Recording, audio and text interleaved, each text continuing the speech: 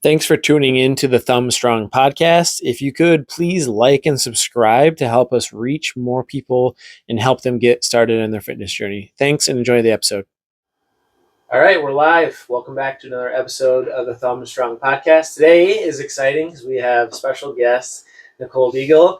So she was a member and a client for a little while and then just recently became a personal trainer and joined the team as a part-time coach. So we're excited to have her on to talk about her fitness journey, how she got into coaching, also her career as a psychologist, how that might tie into her coaching experience and helping people. So without further ado, we'll go ahead and introduce yourself, Nicole, and then we'll take it away from there.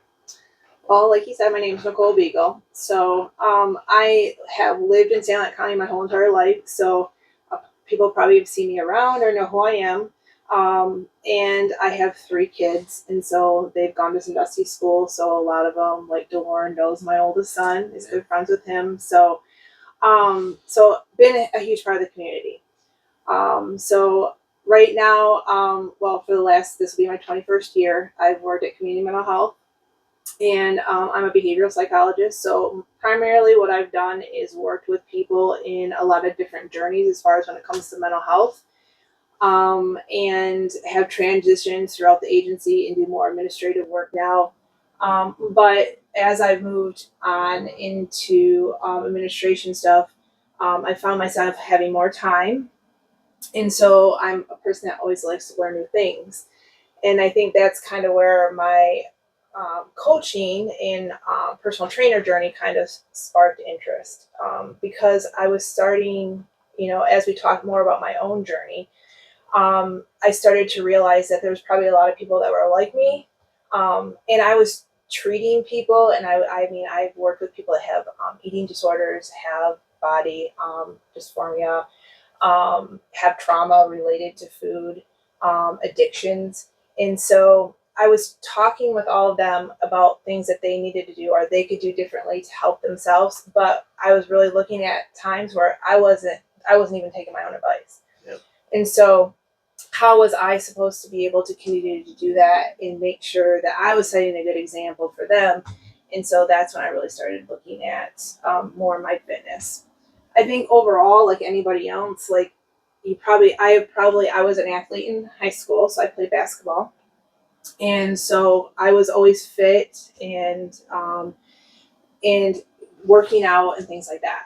However, I graduated and went to college, and when they say you put on weight when you go to college, that's not a lie. But not only that is when I went to college, I got married very young. So I was married at almost 21. So and then I also then got pregnant with my first son when I was 22. And so if you see the size of my son, you will understand he was 9 pounds, something ounces. So I put on about 60 pounds of weight with him. And so not only was I at that point in my life, I was in school, I was a mom, working part-time, and here I had just did a baby and I was trying to lose all this weight because this was new for me, right? Was never that heavy. And so I was able to lose that weight I did a lot of walking. I did at that time it was like the Atkins carb diet type thing. Mm-hmm. So I reduced my carbs and it really worked amazingly.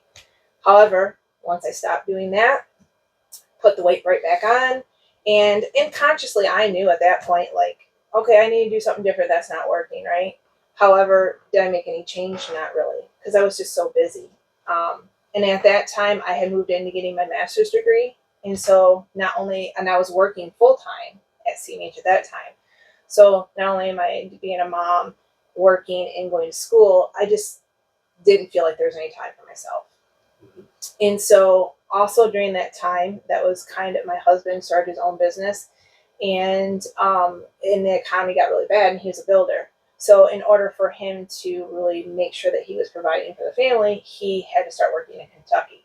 So for 6 months to a year, I was by myself too, not only working and doing those things as a mom, but I was also then by myself, caring for everything. And then also at that time, I found out I was pregnant with my daughter. So I think a lot of people can relate. Like, you might not have the same exact examples as me, but how things snowball so quickly in our life, right? Mm-hmm. Yep. And how we can immediately feel out of control. Yep. And when we're out of control, it's like you try to triage what's most important. You know, and at that time, it was my son at the time, you know, I had to make sure I was there for him because there was a lot of transition. And then I had to work too because I maintained the insurance and all that kind of stuff. So it was important that I was doing that. Yep. So that wasn't an option to quit that. And for myself, I feel like I wasn't doing anything. So I had to complete getting through this master's program. And so, I completed my master's program and I had Sadie, 2 months later. So I felt like, oh my gosh, there's a breath of fresh air, right? Yeah. However, then we found out my husband still had to be down in Kentucky for a little bit longer. So it was like, okay, so now I have a newborn and a son, and my oldest son, it was very competitive in hockey, still is, plays at a college level. And so spent a lot of time driving him everywhere. And so sometimes there was times where we were gone an hour away for him to practice. Yeah. And of course, when you're an hour away, you have a newborn, where will we stop in to eat? McDonald's or a fast food place. Running through, you know. Something quick. Yeah. Something quick. And something cheap, right? Because we were conscious about our budget. Like we couldn't spend a lot of money. And so, you know, we really had bad habits at that time. But it was convenience, right? Yep. And so, at that time, I really didn't think about things, but as I started to grow more into understanding my own journey through things I did, guilt kind of set in. Like, oh my goodness, like I was demonstrating those habits, you know, or I was setting an example. So then, you know, you're a bad mom and you're not taking care of your own self, and you know, and I also then at that point had got through my master's program. So I was moving more into that clinical setting where I was doing the therapy and treating people. And so here I was going and treating people with these types of maybe symptoms or same issues, but I wasn't even recognizing it myself. Yeah. So, and then, you know, things started to mellow out and kind of get back on track. And so then I started to really focus on how I wanted to take care of myself and really what I wanted to do. I didn't want to be overwhelmed. So I really started with a process of just starting small. And so when I was in high school, one of the things I really liked to do for anxiety or for just being overwhelmed was run. So I thought, okay, I'll pick that back up. Started small. And so started doing 5Ks and things like that. And then really started looking at nutrition and trying to prioritize not necessarily cutting calories, but just eating healthier. Mm-hmm. And so I did start to see a change and started to lose weight again. And I had gained weight from my daughter too. So I had, you know, was losing a little bit from that. However, I was never back to the point where I was when I, you know, came out of high school or even when I had lost weight for my son, my oldest. So, you know, I still knew that I had a lot of work to do. However, about that time, we had found out that my brother had cancer. And so that changed a lot of things because now not only are you dealing with life issues as far as treating people with their own emotional needs, you have family members you're working with. It's a lot. It was. Yeah. And that's when I started to realize, not at that moment, now I'm realizing that there's so many people that probably have those same situations. Right. You know, one, they don't want to talk about it because one, they don't want to feel like it's a burden, or two, like they're embarrassed because like I can't even take care of myself and I'm supposed to be taking care of other people. Like, you know, so in that moment too, I really, and that was at that time is so my brother was diagnosed in, so he was diagnosed, I think around 2013 and passed away in 2016. And so, you know, he had a long battle that he had, but it really made me recognize that we had to take care of our health, right? He was 40 when he was diagnosed and 43 when he passed away. So very young. Yeah. And No, he had lung cancer, never smoked a day in his life. You know, did he work out and do that stuff? No, but he wasn't unhealthy either. I mean, he mowed lawns and was active, so it wasn't like he was sedentary or anything like that. So, he had no indication. So, if it could happen like that, it could happen to anybody like that. Is it hereditary? Do you know? No, they didn't feel it was hereditary. Yeah. However, they just say that it's something that you always need to be careful and watch for, just like that you would any other illness. They did say that you could take, like, usually you can take a test for like a gene to see if you might have the gene. However, I just chose not to do that because I just feel like I think probably everybody has some type of level of cancer gene in them, and I don't want to live a life like that. Like so. So like in 2016, like a lot had happened. Like, we had family that we wanted to make sure that we were there for each other. I had 2 nephews that I wanted to make sure that they were supported. My mom and dad. We were the only 2 children. So now, like I'm the only child. So I wanted to make sure I was there for them. And so, 2016. I gained probably the most weight at that point. I feel more than what I gained when I was pregnant with my son. However, if I look back, probably not. But to me, it felt like that, right? Mm-hmm. Very out of control. But it was like in that moment, I realized like, okay, like somewhere, like something happened. Like I lost my own identity, like of who I was, what I wanted to do, what was important to me. And so how do I get that back? And I think a lot of people, not only moms, but dads, or even people that are caregivers, that's what ends up happening to them. They lose who they are and who they want to be and what's important to them because of everything around them. Yeah. And so that's really hard. That's a big struggle for someone internally. And so, I really wanted to, I felt it was important for me, like I needed to live a better life, not only an example for my kids, but my brother, right? Mm-hmm. And for my parents. And I think also at that point, it was like a wake-up call because I had gestational diabetes when I had my last son. And so my dad has diabetes. So at that point, like they tell you, you're like 100% chance you probably are going to get, between the gestational diabetes and the family history, like you have a very high chance you're going to get diabetes, right? So I panicked about that and became very anxious and very stressed out. I think you probably with grief, you're going through that depression stage as far as your own trauma. And so I had been going to the doctor, and high blood pressure, I had to go on a high blood pressure medication. And I was like borderline like diabetic, like pretty much like I had to make some changes. And that's when I really started to say, then I went to my primary care doctor, which was amazing. She's amazing. I really started talking about like, okay, what do we need to do? Like, I don't need you to judge me, because that's what I always felt like too. I felt like people were judging how, like, maybe how I looked or how I was eating or how I wasn't. I said, I just need your help. Mm-hmm. And she was very, that was one thing about her, is she's like, no, we're going to figure this out. So we went on, like, I did meal plans, I did Weight Watchers, I seen a nutritionist, I seen a dietitian, all those things occurred. And for a while, things would get better, and then I would still be at that same point.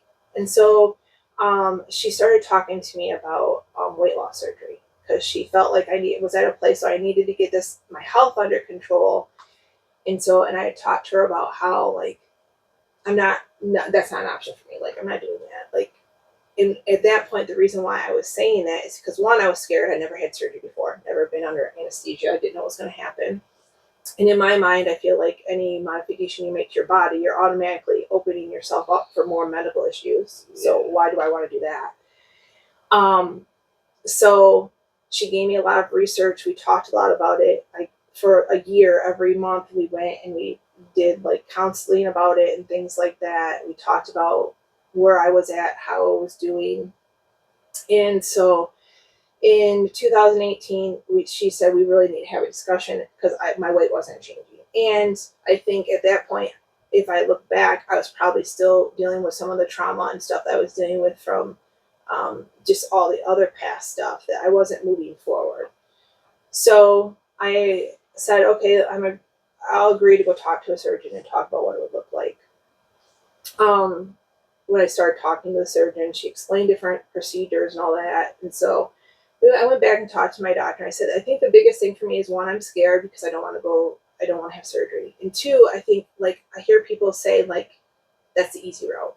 Why are you doing that? And so she said, you really have to think about, isn't an easy route it's an easy route if you're going to take it and not take advantage of it. Or are you going to do it and make a change? That's really the difference. Yeah.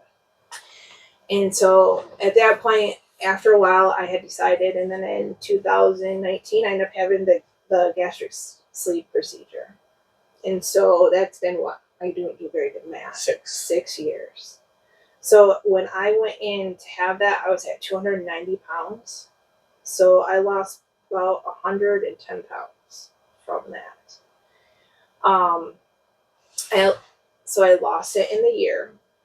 But what I tell people from that story, and I think this story goes with any type of surgeries, or even if you hear people taking, like, now they're taking, like, the injection for Ozempic and stuff like that. What I will tell you is, one, nobody prepares you mentally about losing weight. Like, Really? Yes, because for me, I didn't realize how, one, I use food for stress, and how I was using it emotionally. And so, which is hilarious, because I talk to people on a regular basis every day about, okay, are you eating a whole cake because you're emotionally dysregulated? And I wasn't even seeing that myself. Yeah. And so, but no one prepared me for that. And so I remember a few people, even family members, would come up and say, I can't believe you did that. It was an easy way out. And I say, you know what? This is probably the hardest thing I ever did. One, it was a hard decision to make. And two, how I had to change how I ate. Like, you had to. Yeah, if you didn't, you got sick. Yeah. Yeah. And if you didn't do it, like, you just wasted all time, money. You have a second chance, basically. So after you got it done, was it just like flipping the switch? Yes. You ate healthy after that. Moving forward, you were able to be consistent. Or did it take? It took well, for the first 3 months, yes, because you're still on that restricted diet. But yeah. That's where it comes in. Yeah. Is after 3 to 4 months, you can start eating the way you did before. Yeah. You can. It's all on you at that point. It is. Yeah. But no one prepared me about the emotional part of it. Is I was using those foods to fix something else. Mm-hmm. Yep. Yeah. And so if I didn't, and that's when I finally realized, like, okay, I need this. I don't need this food. I'm using it as like a crutch for something. Mm-hmm. And so I needed to think about, okay, what am I telling the people I work with and who I treat? I need to do that for myself. And then when I started thinking about that, I started making a journal of when I wanted to eat something, or when I was having an urge for something, or if I was feeling stressed or overwhelmed, what did I choose to eat? Or because one of the big things when you have this surgery is protein, right? And that is huge now. Like, we know the more protein, better, So, or if I started not to have much protein, why was I not doing that? Like, what in my life, was going on? So I really started to do that. And so after a year, like I said, I lost about 110 pounds. And so I was like, I feel good. Like, and I can tell you, when I started, probably after about 4 months, that sense of, because I felt guilty for doing it, I felt ashamed, I felt embarrassed about it. And after I started changing my thought process, I think I've watched one of your guys' podcasts where you talk about how you can change your thoughts and your mind. Yeah. And when I started really working on it and concentrating on it, because we can do that, right? Our brain has transmissions that are repairable.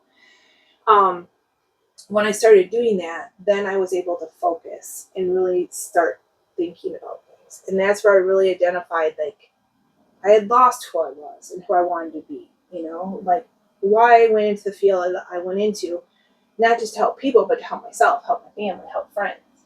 And so I really, it became more of like a personal journey, and more than just weight loss, but just emotional connection. Mhm. And that's when, at that point, I really decided that I was going to start working out more consistently. And so it happened just to be that my daughter, she figure skates. So she was down in Port Huron and Macomb. And so her sessions were always 2 hours at a time. And she did 2 a day, 2 at night. So we were there for 4 hours. Okay? Oh my gosh. So I'm like, what am I going to do for 4 hours, right? Well, historically, when I would take Seth down to his hockey, I would go either shop or maybe get food or, like, get snacks or whatever. But I'm like, okay, I'm not doing that. One, I can't afford to go and shop. And two, I'm not going back into like getting food and stuff like that. So I got a Planet Fitness membership. And so while she was doing that, I would go to Planet Fitness, work out, and and really work on myself. And so that's what I did. And that's where I really started. I then quickly realized how much working out really reduced a lot of my emotional angst, my anxiety, feeling overwhelmed. Everybody has feelings of depression at times. So when I was feeling that way, I just felt different. I could notice it. And when I was on a good 3-4 month path, when I didn't do it as much or she had a break, I would notice it. Yep. So I knew, I had to figure out how to make a commitment to this. And so that's where then I looked into okay, I want to make a commitment to this, but I want to understand it more, because I'm that type of person. Why do certain movements do this? Why do we use these muscles? Why are leg muscles really important to make sure that they're strong? And why would someone that has back problems, why would we do certain exercises? All those types of things. And so that's where I decided I just started personal training, the class, just to learn more about those things. And so, but then as I started doing it, I really enjoyed it. And then as I started to enjoy it, I'm like, what I do here, what I do in my life for work, how can I tie it to this? Because there's got to be people out there like me, right? Right. A lot, yeah, probably. Yeah. I was scared to go to the gym. The reason why I went to Planet Fitness, because it was down in Macomb. Yeah. Nobody was going to know who I was. There, absolutely nobody. So I was like, okay, it's a safe place to go, right?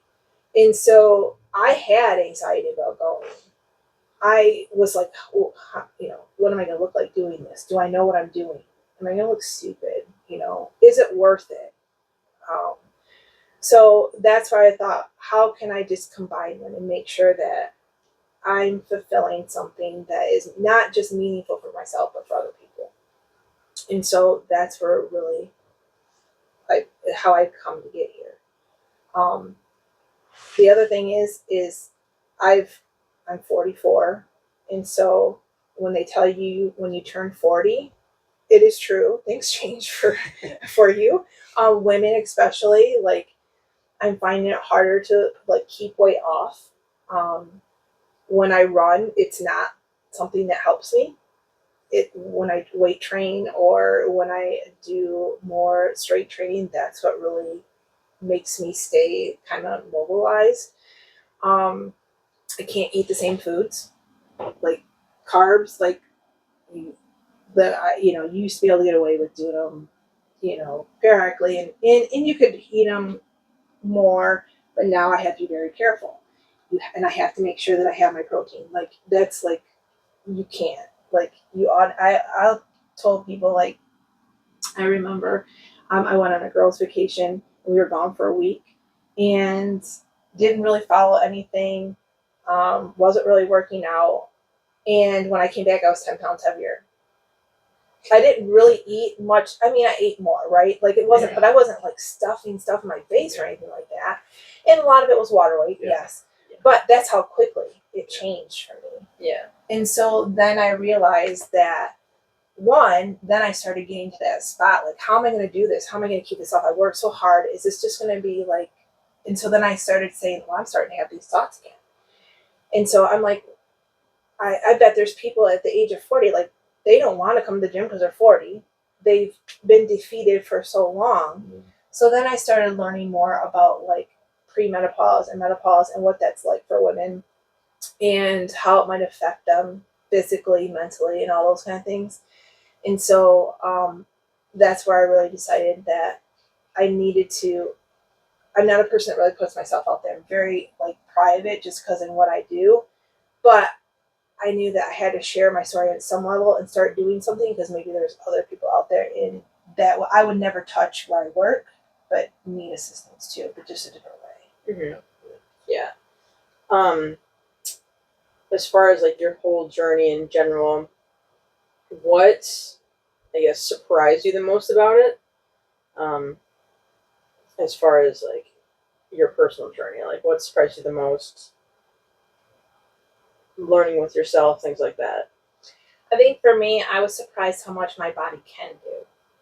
Like, right, Okay. like I feel like as you get older, you're told like, okay, you're not going to be able to do the things. So I've learned that that's not necessarily true. You can still do them; it just might look different, right? Mm-hmm. So over the last summer, actually since May, I found out I had a herniated disc, and so it has been horrible. I couldn't move. I couldn't even work out the same way, and I was starting again to see like, okay, I'm getting worried about this. And so, but then I started to learn about, okay, what exercises can I do? Mm-hmm. Like, I know for me, like crunches on the floor bother it. But there's other things you can do. You can do things to stand to work on your abs, things like that. Mm-hmm. Or the machines. Yeah. There's other ways you can do it. It's just, I know for me, when I started working out, there was nobody there to tell me, right? Mm-hmm. I was like, what am I supposed to do? So it's just nice to be able to say, okay, you can do these other things. You don't have to do this. You know? There's always ways to work around it. Right. Mm-hmm. I've talked to Taylor about this a lot too. I really like Pilates, plyo type movements for me, like in how it really adapts to my body and how I can adapt it to what I need for that day. And so I do a lot of that more than, or I do a lot more of like the machines or like dumbbells, and I've done the beginner classes. But you probably would never see me like at the like CrossFit type stuff Right. or anything Yeah. like that. Mm-hmm. So I think that's what surprised me the most is What you could do. yes, and the modifications. Yeah. Yeah. Well, and that's a big thing. Like, I mean, more than half the people I sit down and talk to are nervous about it because they've got a bad knee and they've got a bad back, or they have some sort of injury and they think they can't do anything because of it.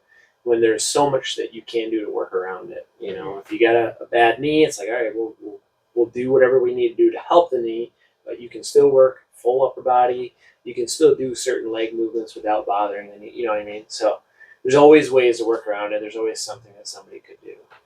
Right. Exactly.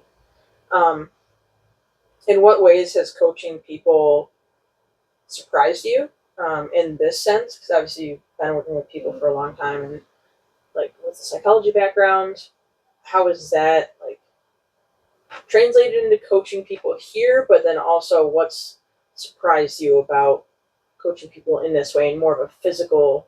It's mental and everything like that, but more of a physical setting.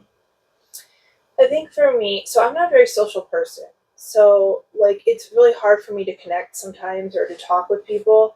And so that was one of my biggest concerns because when I was started to work with Bethany, because I did some internship stuff with her, she's like, you're gonna have to make sure like you're going around and kind of talking to people and kind of like making sure like just ask them about themselves and things like that. And for me, sometimes I always would get irritated when people were like that with me, so I don't tend to do that to other people. Mm-hmm. And so, but it's been really interesting the things you learn about people. It's crazy. Yeah. And how, like, when you start talking, like, what you might have in common, and you'd be like, and that's where I can use my mental health background. Like, they might say something, I'd be like, you know what? Like, hey, I get it. Like, Mm-hmm. you can't come here, like, that many days a week. That's fine. Like, where can we meet you? Like, Mm-hmm. I hear what you're saying. Like, I get it. And so that's been surprising to me. I've really enjoyed that part. And I think good conversations, I've learned a lot of things from them in their own journeys. So, and it's just on a different level for me. So when you're a therapist, you're really there to sit and listen, right? And as a therapist, you don't tell them what they should be doing or make them make decisions based on what you think. You're just there to guide the conversation and to help them realize and process what they're feeling. Here, you're giving them that little more assertiveness of what they can and can't do. Yeah. And I feel like I'm empowering a little bit more in a different way. So I think that's probably what surprised me as far as the coaching aspect is I didn't really know how I was going to do with one-on-one, but I really enjoyed it. So, and I liked hearing the different stories. Mm-hmm. Yeah, it's definitely something that keeps you really engaged with it when you're like, you can find out new things about different people. Because everybody has a unique story. A lot of people have really cool stories. You just have to, sometimes they're not super forthcoming with it, which is probably the person you usually are, is like, you know, more reserved in your day-to-day life as far as talking about yourself, like you mentioned beforehand. But then once you're presented with the opportunity to, like other people, and then it's like you can learn so much about people, you can really connect with them, and then that's where the transformation happens. It's like, yeah, you can come in here and do all the workouts you want, but like you said, it's rediscovering yourself and a personal journey just as much as it is like a physical journey. Yeah. Mm-hmm. Yep. Yeah, that's the part that surprises me is how much like psychology is connected with the fitness. Mm-hmm. Like even starting all the way back, like it kind of for you a little bit. It sounds like your energy was focused on so many other things for a long time that it was taken away from yourself, and then eventually you got to the point where you could start putting more of that back into yourself. And then even like coming to the gym, right? Like a lot of people have a lack of confidence when they first start, and it's really hard to take that first step. That's all psychology, and even day by day, like training people in here every day is a little bit different, and that affects how that workout's going to go. Like, you know, the conversations that you're having. Sometimes it feels like we're just like talking a lot, you know, back and forth. We like are almost therapists in a way. Yeah. Yeah. Yeah. Yeah, without We a listen to degree. what's going on in their life, and we're just like, okay, all right, we're going to do another set now, and then Yeah, exactly. get back to it. The one question I wanted to ask, because you mentioned you went through that period where you felt like you were pushing all your energy into your family, into your career. You were going to school, you take care of the kids, like, and what was that transition like? Like, what clicked, or what did you go through to where you decided, okay, I do need to do something for myself so that I can lead by example and put more energy into my family? Like, because a lot of people I think struggle with that. Like, if we sat down with any parent, you know, they would probably say that they put themselves in the back burner, and their whole family gets all their energy, and they don't do much for themselves. For me, I would say if I look at the grand scheme of things, my decision to do that was probably a little not too late, because it's never too late, but it was later than what it probably should have been, right? I would say that was probably really identified for me after my brother passed away and I started having health issues. The health issues is what scared me, but that shouldn't be what does it for us, right? And so that's why I really want to be able to reach out to people and say, like, how can we talk about it? Yeah. Like, I get, like, you're busy. So, like, if you can only do, like, 1 or 2 days a week, that's okay. Let's talk about how you can best utilize that time to make sure you're focusing on yourself. And that might not even be you're lifting weights or doing that, but you're connecting somehow to talk about, okay, I really wanted to work out or go for a walk today, but I couldn't because, you know, Johnny and Sally had this. Okay, so, you know, like, for me, like when my kids had games or anything like that, I would try to find a place to walk. Mm-hmm. So giving them some examples, because sometimes you're so overwhelmed and you're like, you don't know the next step. Like you're in survival mode the whole time. You're like, I got to get here to drop this person off. I got to get here to get this person off. And in the meantime, is there any block of time we could fit in? And so really narrowing it down and kind of doing like a behavioral change checklist for them to understand where they could do that. Yeah. If I would be saying it was an easy transition, that's a lie if I said that, because it was not. If you can always make time for yourself, that's true. You have to want to do it. And I wasn't wanting to do it then. If I looked back and now, what I would have done, probably the biggest thing I probably should have started doing is getting up earlier. Because I was sleeping until the very last minute because I was so exhausted, right? Yeah. But if I would have gotten up like even a half hour earlier just to do a little bit of something for myself, that makes a whole big difference. Yeah. Even like 10 minutes in the morning. Mhm. It's, it goes back to the identity thing of, hey, okay, I'm getting up even just 15 minutes earlier to do this 10-minute little circuit or, body weight workout or even a walk. And it's like, oh, I'm doing healthy things. It's like we talked about a couple weeks ago, if you got up and you went for a run in the morning, it affected your choices the rest of the day. All your choices of the day, you start to consciously think about them a little bit differently. Yeah, like you eat healthier, what you eat, spend less, even spending like less. They actually did a study and they showed that if people like walked or ran in the morning, that they actually spent less on their credit cards. Mm-hmm. Well, it just makes sense. Decisions. Yeah, because if I do something in the morning, I feel more energetic throughout the day. Yeah. So it's doing something to change our, to make us think differently. Yeah.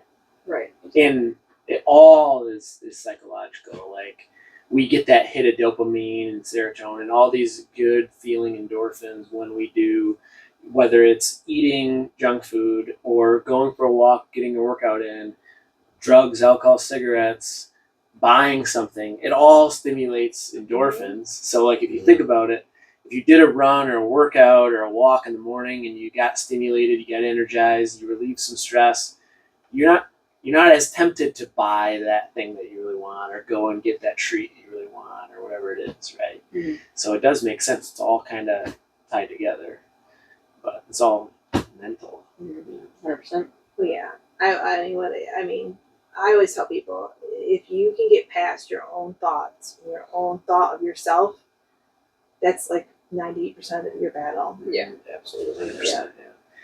And I would have to guess that because you mentioned I'm not a social person, so you identified as not a social person. Whereas I think the only reason you said that is because maybe you weren't, 10, 15, 20, however many years ago. Because if you asked me, hey, do you think I'm a social person? I would say yes. Like every time I've encountered you, you've been very social. So I think throughout your journey, you've probably developed into a social person. Well, and I'm have the same confidence, way. right? Yeah. Because people that don't have good body image, they don't want to talk to people. They don't want to go and do things. And that was probably what was happening to me. I didn't have time because I had kids, but I was probably embarrassed about the way it looked also if I think back. So I didn't want to do those things. Now I feel more confident to do that. And so that's another good point. Like, what are people missing out on those social activities because they're scared? Yep. Mm-hmm. Or telling themselves old stories that are no longer true, or things like that. Yep.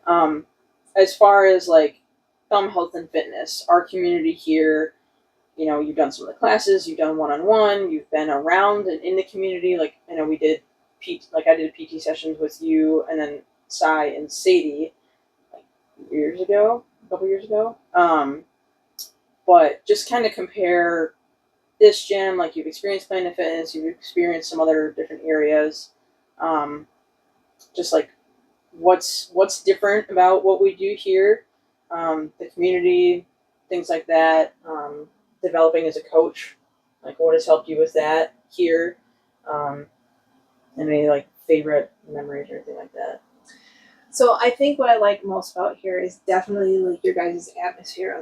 You can definitely tell people are family here. Mm-hmm. And I've never felt like I was judged.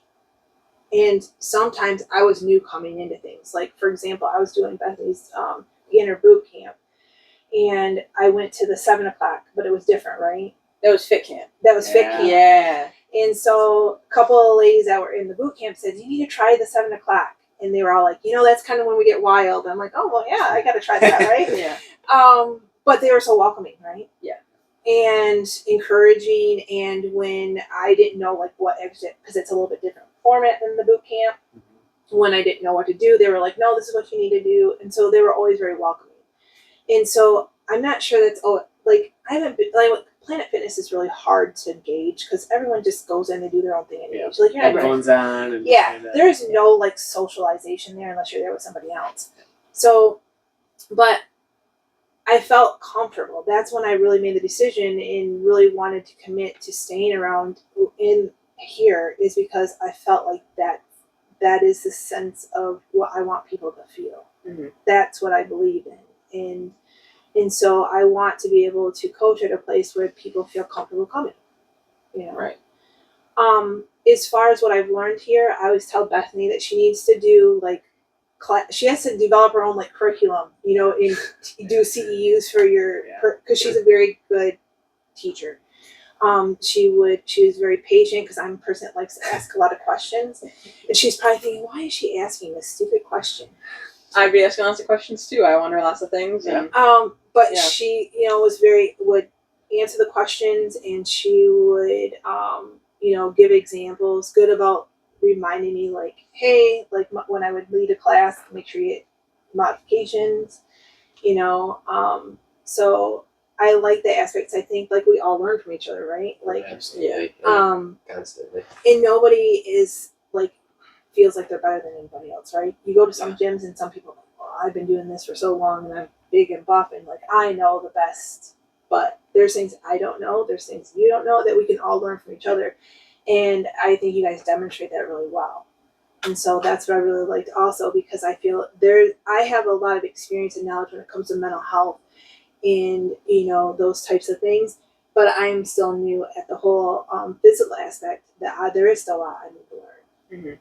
Yeah, exactly. And then vice versa. It's like that's something that, you know, I've looked forward to learning from your aspect of it. Of like, you know so much more about the mental side of it, and whereas like we can kind of share and overlap that knowledge. Because like, I mean, I would argue, yes, 98% of it is mental and what you tell yourself and the thoughts and the thought patterns and behaviors, rather than just because everybody generally knows what they should do. Mm-hmm. It's just that doing it is the problem. Yeah. And so figuring out how do we get people to do those things. Yeah. Nope, I agree. No, and I think that what I also like here is that you guys look at all walks of life. Mm-hmm. Like you really you want to engage kids young to try to get them on the best track as possible. But then you're also looking at that age where mobility might be a little bit challenged, but there's a way to figure it out, right? We're not just giving up on them. We're going to figure it out. Yeah. We're not just like, hey, we're here to train pro athletes and bodybuilders. It's we do have everybody here. We have everybody. Yeah, we have kids that are 6, 7 years old, and then we have our oldest client's 94, and she does 2 days a week for 30 minutes training sessions. 94 or 84? 94. Yeah, 94. Marion. Wow. Yeah. She's the one that comes in with my She mom. could be the 2 thumb's days first a week. centenarian. I know. Yeah. And that's amazing. Like, and that's just a testament to how it's important that we move in our body. Yeah. Right? Exactly. In trying to get people to do that more. Yeah. Do you have any quick tips or advice for the listeners? You know, moms starting out, people struggling with confidence, like just like how do they take that first step when they feel overwhelmed? I think I think for me is I would say if you're thinking about it, just do it. Start. And if that means just coming up here and just chatting, and that's even something I even told Taylor I'm willing to do. If someone's not ready to do personal training, you just want to chat about it a little bit, then I'm okay with that. Like I want to do that. Mm-hmm. Yeah. Like I'm not expecting you to come here and start working out. Like if you need to walk through or talk through the process because some people are like that, then let's do that. So if you're thinking about it, just do it. Just like this whole podcast thing. I think Taylor has been talking about it for the last 3 months. And I've been putting it off because one, I'm not a social person. I don't put stuff out there. You think you're not a social person? Yes, I think I'm not a social person. And I don't like talking about myself. But I knew I had to just do it, right? Yeah. Like, and so even myself, I get into that point. So right, showing yourself stuff. Yeah. Yeah. Absolutely. We had somebody come in here yesterday and came in and was interested, and we sat here and I sat there and talked with her for probably like a half hour, just talking about why she was wanting to start coming to the gym and the different types of classes, showed her around where everything was at, and just chatted, kind of, I don't know, just like you're meeting somebody for the first time pretty much, you know what I mean? Mm-hmm. And I think that helps them get a little bit more comfortable, like once they know like who's working here, like what the environment's like here. So the other thing is as a person, you're worthy of so much. Mm-hmm. And you forget that. And so for me, it took a health scare to make, and I made I made a very drastic decision that I don't know if I needed to make, but for some reason that's the path that God had put me on, and so everything happens for a reason. But there, maybe I didn't need to do that. I don't know, but I know now that I'm worthy of taking care of myself and having my own self-worth and having an identity that's not just a mom, wife, and a psychologist.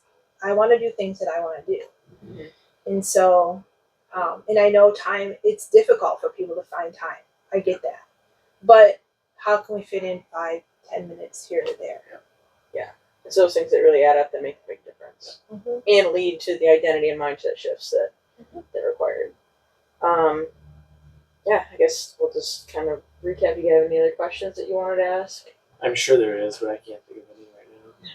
Okay. Yeah, that was really good. Yeah. No, I we learned enjoyed a the lot. conversation. I think it's Yeah. really helpful actually because, I mean, our average client, if you took all 100 to 120 clients that we have between personal training and group training, the average one is a parent, mostly moms. So I think they could all probably relate to your story in some way or another, especially like the fear and probably putting themselves in the back burner. And a lot of people, overwhelmed. yeah, a lot of people feel like if they do something for themselves, it's selfish.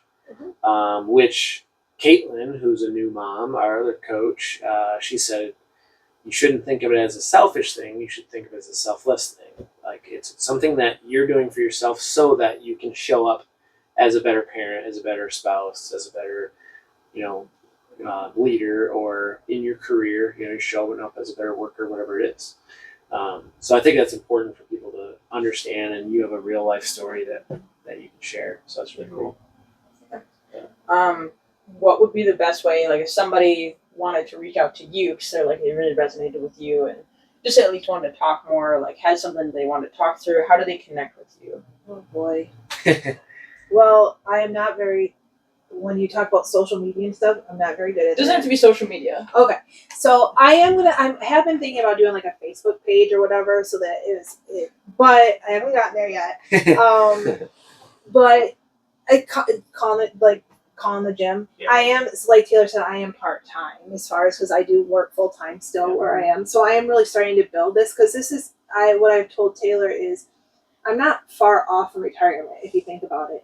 And so this is something that I've been very passionate about and I want to grow it. Mm-hmm. This is why I can see myself doing more in retirement. I don't know what that's going to look like and how it's going to come all together, but I'm being led there. So I'm just trying to figure that all out now, I guess. So just contact me at the gym. Yep. Yeah. And Taylor gets a hold of me and says, "Hey, can you touch base with this person?" That's what I've been doing. Mm-hmm. So right now, that's kind of the best way to reach out or whatever. Mm-hmm. So I do have a personal Facebook page, but I was thinking about it would probably be a good idea to do like a professional one. Page, yeah, so that people could like do like Facebook messaging. Yep. Yeah. So, but yeah, I'm horrible at technology and don't understand social media. So, yeah. That's right. Yeah, that's right. Yeah, that's right. Yeah. Well, yeah. So I guess you can email us at thumbhealthandfitness or thumbhealthandfitness@gmail.com. We could call us 810-404-8348. You could stop in. Obviously, go to our website, thumbhealthandfitness.com, and inquire, schedule a consult. And then, we basically just fit you in with whoever ends up working out with as far as schedule, or if you make a personal request for somebody, then we can pair you up with them. So lots of different ways to get started. Hardest part is probably getting started for the first time. Yes. Just taking the first step. Yep. Yeah. And like I said, if you feel like you're not ready to work out, but you just want to chat about it, like Yeah. Like Lauren said, just come in and chat and see if it's I like talking. Fit. Yeah, you do. It's your superpower. Yeah. All right. Well, all set. Wraps Cool. everything up. Well, awesome. Thanks for coming on. That was really, really good. I enjoyed the conversation. Really good. It was good. I think it was very beneficial. Hopefully, a lot of people learn some new things and maybe open their eyes to trying something new. So hopefully it'll help some people out there. And until next time, stay healthy.